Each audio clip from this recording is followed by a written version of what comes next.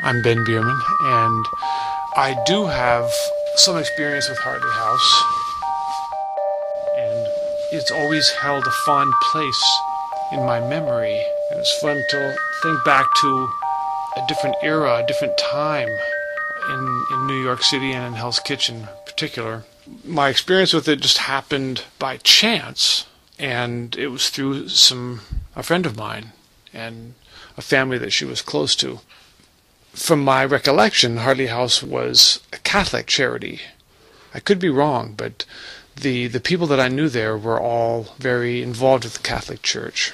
There was kind of a grande dame, a woman that ran the whole thing. She was very kind and generous, an open person, and she kind of held court at meals. And people lived there. Workers lived there.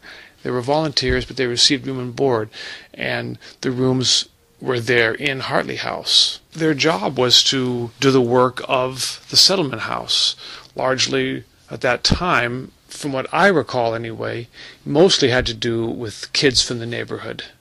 It was kind of wild because they had a gymnasium in the building. Never seen anything like a building like this that had so many services and where people were just trying to do nice things for people. And they had a whole variety of services. They had organized teams. They played in leagues. The kids played in leagues, and they had arts, and they had literacy, and they had tutoring, and they had all this stuff. My high school girlfriend, this is a long time ago. This is 1972, a long time ago. My high school girlfriend was one of the people who was volunteering there.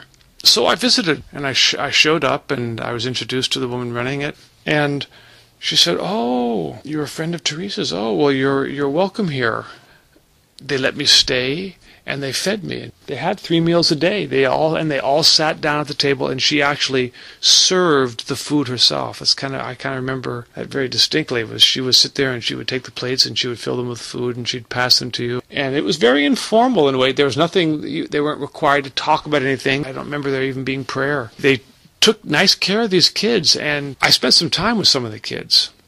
This Connecticut family, they went up to they would have these kids come up to their house as part of the Fresh Air Fund. I spent time there as well. And these kids were rough. They were living in a rough environment. And their parents came from a variety of backgrounds and were very different. I remember 3 kids in particular who I got to know. One whose father was in jail for a long time. One whose father was a very successful lawyer, and the other one I don't remember. So one kid came from a family that had money, and one kid came from a family that didn't have hardly anything. But they were very, very similar in attitude, in a way. It's just the kid whose father was in jail was a lot more seriously violent.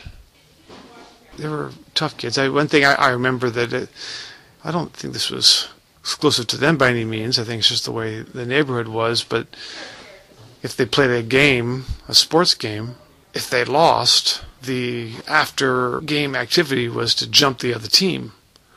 Just as a matter of course, just to jump the other team and beat them. If they didn't beat them in the game, then they'd beat them in the fight afterwards.